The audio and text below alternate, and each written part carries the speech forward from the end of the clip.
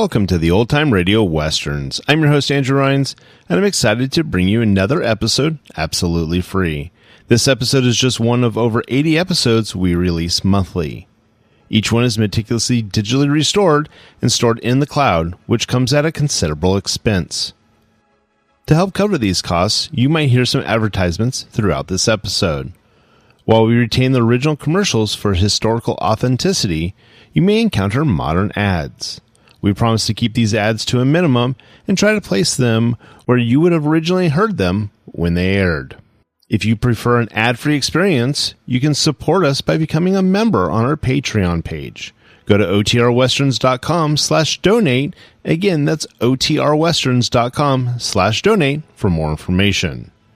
I want to emphasize that we're committed to providing this content to you for free, but also want to be transparent about the financial realities of producing these shows.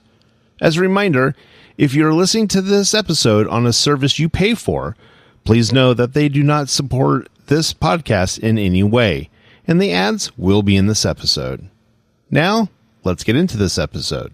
This episode is going to be The Lone Ranger. Original air date's June 30th, 1948, and the title is The Lone Ranger's Origin. Hope you enjoy, and let's get into it.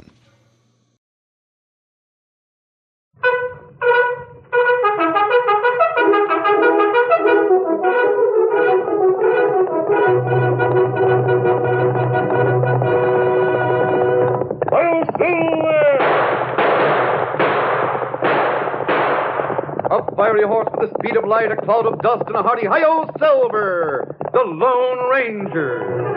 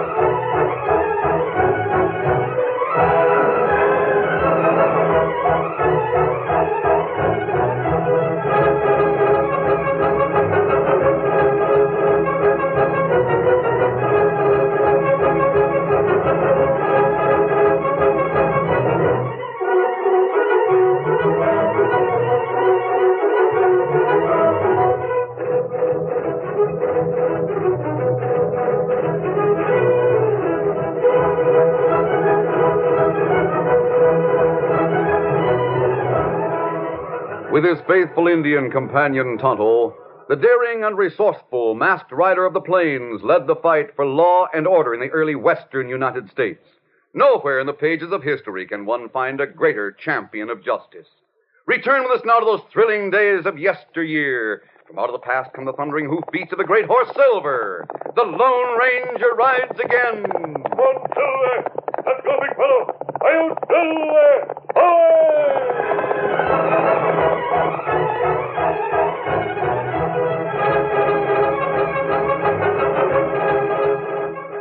In response to hundreds of requests from interested listeners, this Lone Ranger program will retell the story of the origin of the Lone Ranger, how he met Tonto, how he got his name, and how the Lone Ranger found the great horse Silver. This is the story of a man who buried his identity to dedicate his life to the service of humanity and country. It is the story of an American heritage, the story of the Lone Ranger.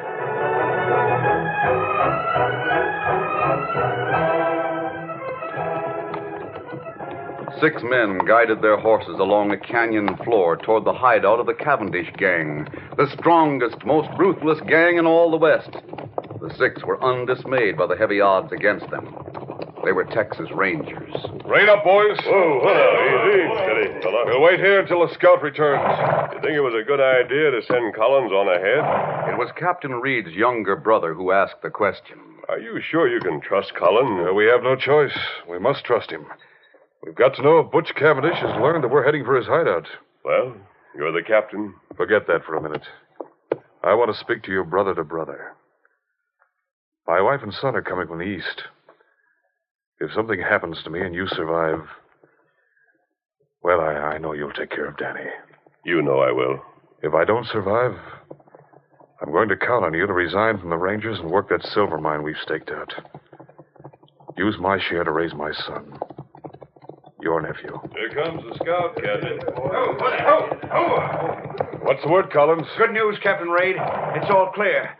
I scouted the rim on both sides of the canyon and found no sign of the Cavendish outfit. All right, boys. Let's go get Cavendish. Get up there. Get up. Come on now.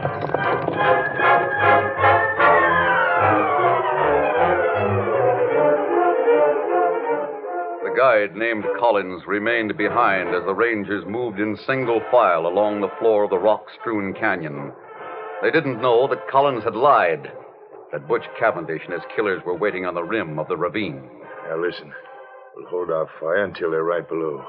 Men on the other side of the canyon will start shooting when we do. We'll have those Rangers trapped between us. Good idea, boss. We'll have to shoot straight. Be sure to get all 6 of those men. We can't get down to the floor of that canyon without going all the way back to the hideout. And it'll be dark in half an hour, so don't take chances. When a man goes down, keep on pouring lead into him till you're sure he's dead. Now get ready. Come on, boys. All right, men, open fire.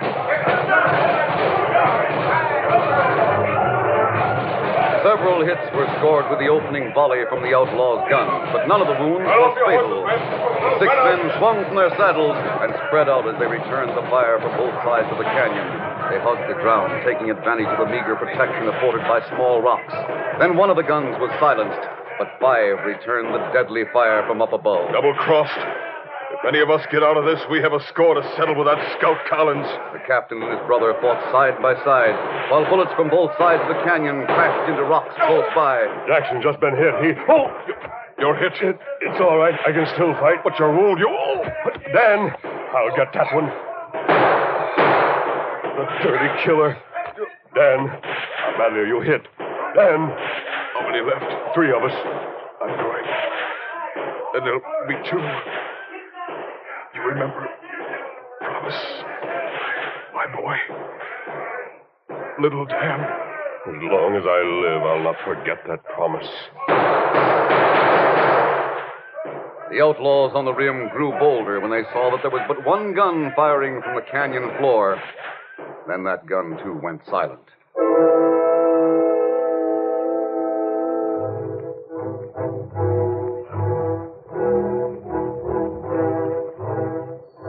Twilight deepened into darkness, relieved by the cold light of a full moon. And then another figure moved among the still bodies. It was an Indian, clad in a jacket of fringed buckskin. He examined the men to whom heroic deeds had been a part of each day's work. Him dead. 5 times the Indian found a man whose soul had gone to join the immortals. But when he came to the 6th, he found what Collins had failed to discover. He found a faint spark of life still burning.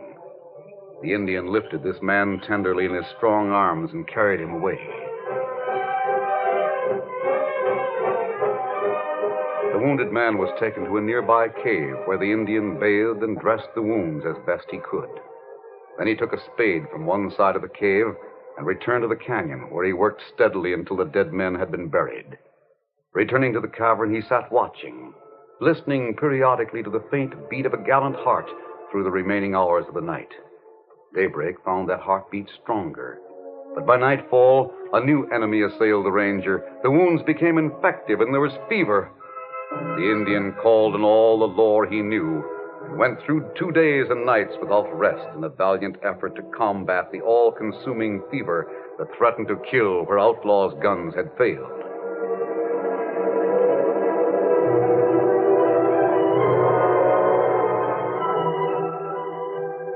It was daybreak when the ranger opened his eyes, and for the first time the Indian saw them clear and calm. You awake? Me glad. Yes, but I... so weak. Well, you wounded bad. I remember an ambush. That right? Me find you in canyon. Carry you here. This is a cave? That right? Why, it's daylight. Oh, it's morning. Then I must have been unconscious all night. It's 4 days since fighting canyon.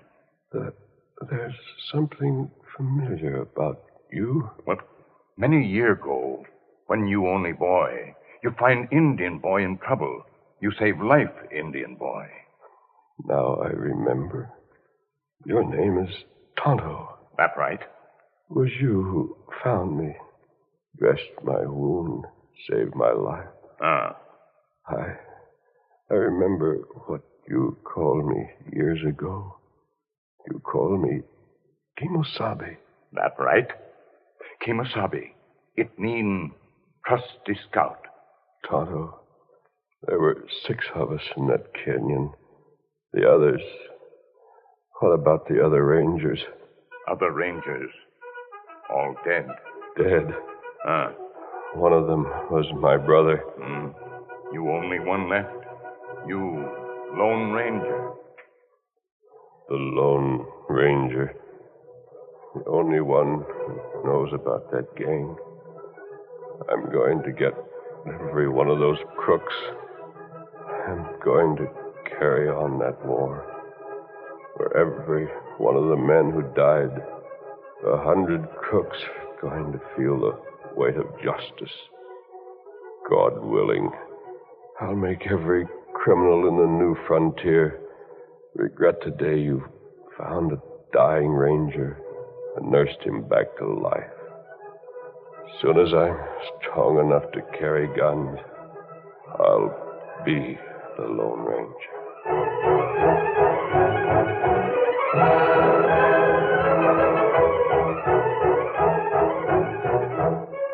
Tonto was amazed at the sudden strength that seemed to surge through the wounded man. He seemed to be transformed by some strange alchemy into the composite of all 6 rangers. In his eyes there was a light that must have burned in the eyes of knights in armor. A light that through the ages lifted the souls of strong men who fought for justice, for Christianity. Tonto, those killers know me by sight. They know one of the rangers escaped. They'll look for him. Them not no one escape, Kimosabe. Tonto bury 5 men. Make 6 mounds. Crooks think you die with others. Then my identity shall be forever buried with my brother and my friends. From now on, my face must be concealed by a mask or disguise. Oh. You stay quiet 5, 6 days. Get strength back. Tonto, while we go after the Cavendish gang, we've got to watch for a little boy and his mother who are coming from the east. We've got to go to a silver mine. Silver mine? Yes, a secret one. I know an old man I can trust. He used to be a ranger. He'll stay at the mine and work it just enough to supply the cash we'll need, so much to be done. So much. Maybe better you rest now, Kimosabe. Rest a little while, then talk. Yes, I'll rest a little while. Then we'll make plans.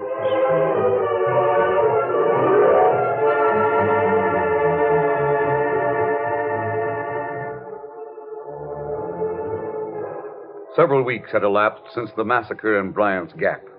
The ranger whom Tonto had rescued had regained his strength and ridden with an old man into a remote section of the hills where a small shack concealed the entrance to a silver mine. So this is the shack you and your brother built. Yes, Jim. This is where you'll have to live and work. I'm sure sorry to hear about the death of your brother. He was a fine man. Didn't he have a little boy? Yes, Jim. Now that my brother's gone, half of this silver mine belongs to his son. Where is the boy? I don't know, but I've got to find him. I hope I can be as much to him as my brother was to me. Yeah, you and the boy will be pretty well fixed with this silver mine. All I want out of it is enough for my immediate needs. You may have the rest of my share. Oh, no. That's all right, Jim. You're entitled to it. You'll have to do all the work. And remember, you're never to reveal the fact that I have any connection with this silver mine. I have nothing to do with it. To all intents and purposes, it belongs to you. I could refine a little ore right here in the shack. That's what I want you to do, Jim. I'll come here when I need money or bullets. Bullets? Yes, I want some of the ore cast into silver bullets. Thunderation, lead bullets are good enough to get revenge against the Cavendish gang. I'll not use the bullets for revenge, Jim. I want them to be a symbol of justice by law. I want those who see them to be reminded that sooner or later every criminal will be defeated. The best justice. Yes, I made my plans carefully, Jim. I'm sure I'm right. Well, when you're starting out? As soon as Tonto arrives with strong horses.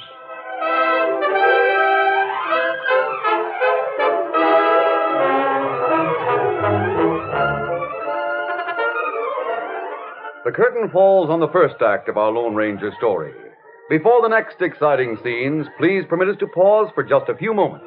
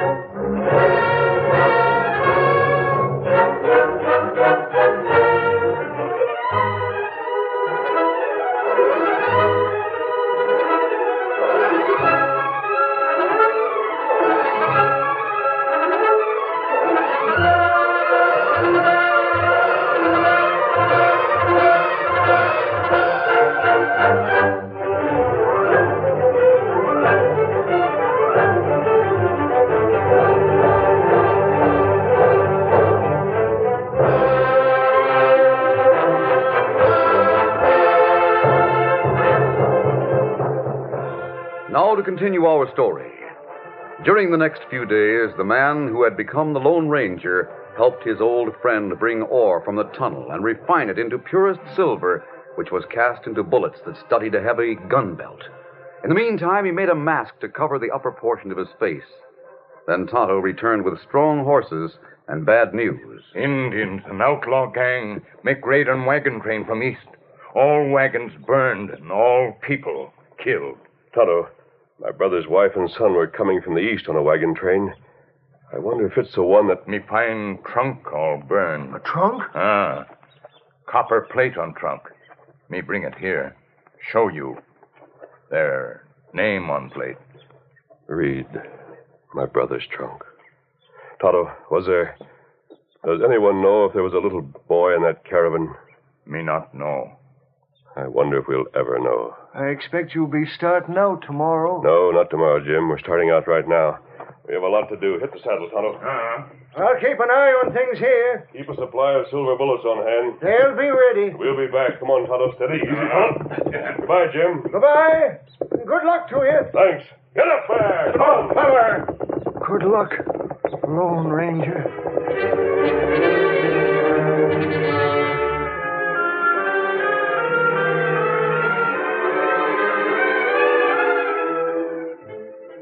The Lone Ranger quickly captured several members of the Cavendish gang. Others knew that they were hunted men. They scattered and fled in all directions. But the masked man maintained a relentless pursuit of one after another. The trails led through several states. Collins, the faithless scout, was run to earth in Laramie. His pal was caught in Julesburg, and another of the killers was turned over to the law in Cheyenne. Months had gone by since the masked man started on his mission. Butch Cavendish himself was the only member of the gang who remained at large. He knew that he was hunted. He knew that his masked nemesis could be stopped only by death.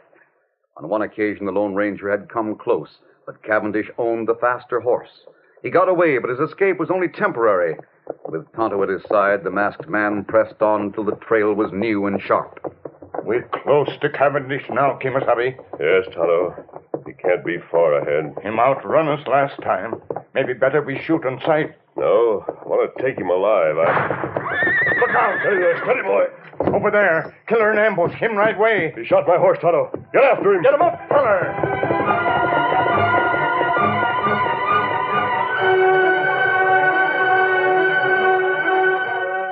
Once more, the superior speed of the outlaw's horse carried Cavendish to safety. When Tonto returned from the futile chase, the masked man stood beside his dead horse. A good horse, Tonto. Loyal, faithful, and brave. But my next horse must be faster. I wish that... Tonto, we've heard stories of a wild horse. A fiery white stallion. Him seen near valley. Over that way. Yes, Cavendish went that way. We'll be on the lookout for the wild horse as well as a man. Tonto's horse carried the Lone Ranger's saddle and supplies, while the masked man and the Indian continued along the outlaw's trail with dogged perseverance. In the meantime, a fiery white stallion, the king of Wild Horse Valley, had left the green hills to seek adventure in the outer world. He met a buffalo, a shaggy monster of tremendous size and strength, whose evil eyes burned with a lust for murder as he challenged the white one to battle. It was a fight of earth-shaking fury. The sun flashed from the sleek body of the white one as he dodged and sidestepped charge after charge, then reared high to strike at the infuriated adversary. He was nimble and courageous, but his strength began to wane as the battle went on. The buffalo charged again and again. The splendid muscles of the white one were slower in responding, then too slow. He was caught by the shaggy monster's charge. Wet crimson stained his pure white coat. Another charge. The white one saw it coming, and he couldn't dodge. He staggered and fell. The monster drew back. His head was lowered, and he pawed the ground in readiness for the charge that would drive the cruel horns deep into the white one's body, the death charge. And then 2 shots rang out. The buffalo shuddered from the impact of the masked man's silver bullets. For an instant he stood motionless, then fell.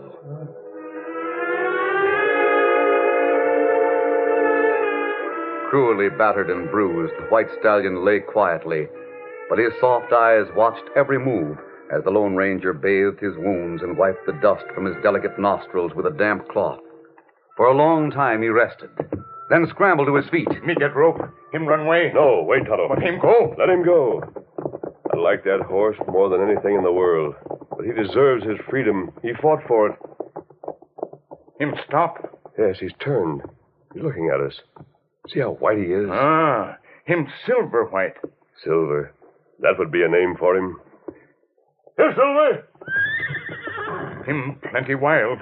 Tonto, he's coming toward us. Silver, you beauty. Tonto, hand me a halter. If you could only know how badly we need him. Steady there. Steady, Silver. Oh, him let you use halter. The saddle, Tonto. Oh, no horse like that take saddle. Never was a horse like this. As the mighty stallion felt the pressure of the saddle on his powerful back, he trembled as if from a chill. Every instinct told him he must flee at once to preserve his freedom. Yet he stood his ground, submitting to the things done by the man who had saved his life. It wasn't gratitude that kept him there. It was something stronger, some mysterious bond of friendship and understanding. He heard the man's low voice and liked it. Silver, we're going to be partners. Yes, I'm going to mount, Silver. Don't be afraid. Steady now, fella. Easy. Steady, Silver. It's all right, big fella. Tonto, he's willing. Now I'm going after Cavendish. Come on, Silver! The powerful white stallion had no bit to guide him. There was nothing but a halter, but he seemed to know just what his new friend desired. He was eager to please, eager to show his strength and speed. His flowing mane and tail streamed out like banners in the wind. No hoofs had ever beat the plains like those thundering hoofs of the great horse Silver. Presently, Cavendish came into view. There he is. Come on, Silver! The mighty stallion responded with a new burst of speed that quickly cut down the lead of the man ahead. Cavendish fired wild shots over his shoulder. Again and again he fired until his gun was empty. His horse was no match for the charging white one. Fear and panic filled the outlaw's face. He heard the hoofbeats ever nearer, and then the masked man shouts, I want you, Cavendish! Get away! Get away, do you hear me? Let me be! Let me get away, I tell you. The two were side by side. The masked man leaned out, reached, then threw himself at Cavendish. On, Cavendish, on your feet. Don't hit me again. Don't kill me. I'm not going to kill you. I'll let the law do that. The hangman's rope is waiting for you. The masked man's mission was accomplished. He had captured the last member of the Cavendish gang, but there were other outlaws, other trails that beckoned the Lone Ranger, Tonto, and the White Horse, Silver. The rest is history. The Lone Ranger turned the blinding light of justice on criminals in all communities, but he never forgot the promise made to his brother. A promise to try to find the boy, Dan Reed. He fought claim jumpers, rustlers, and smugglers. Side by side, he fought with builders of the West, the pioneers in covered wagons, the carriers of mail, the stage lines, and the pony riders. He became known throughout the West by his mask, the White Horse Silver, and a ringing cry, Hail Silver!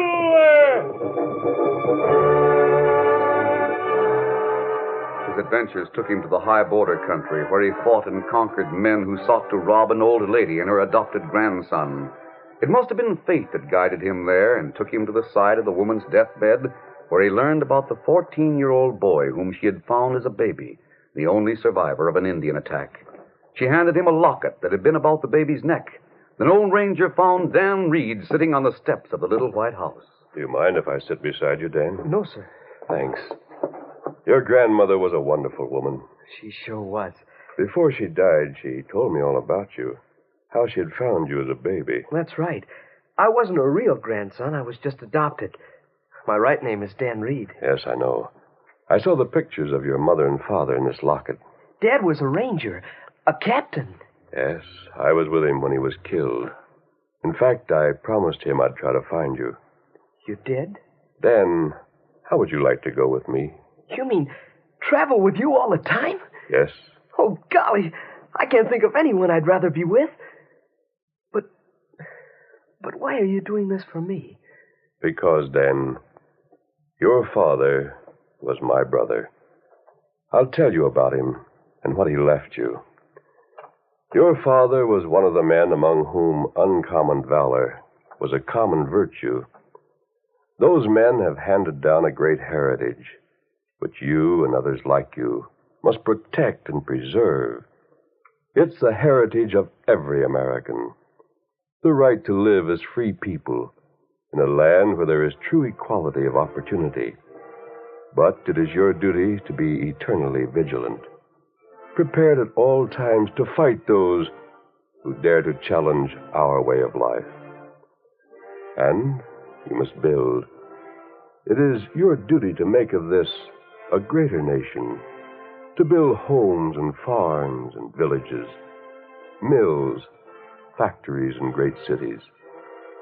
Property is the fruit of labor. That some should be rich shows that others may become rich, and hence is just encouragement to industry and enterprise. Abraham Lincoln said, "Let not him who is houseless pull down the house of another, but let him labor diligently and build one for himself, thus by example assuring that his own shall be safe from violence when built." You have for your own a great nation, together with the will, the heart, the courage to make it even greater. This is your heritage, Dan. This is the heritage of every American.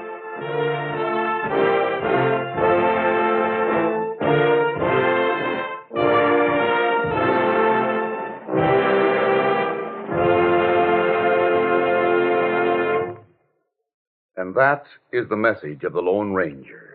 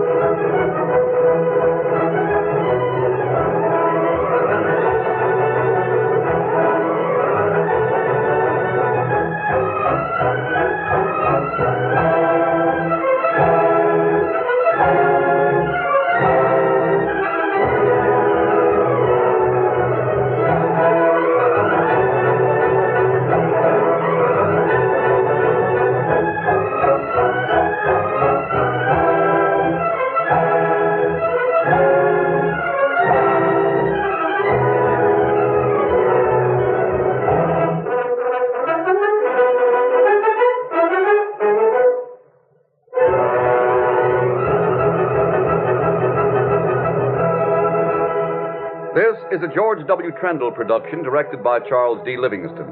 This story was written by Fran Stryker, and the part of the Lone Ranger is played by Brace Beamer.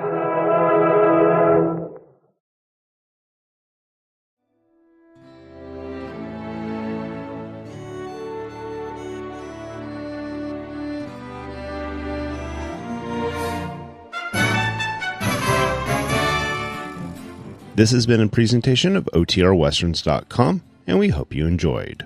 Please take some time to like and rate our shows in your favorite podcast application.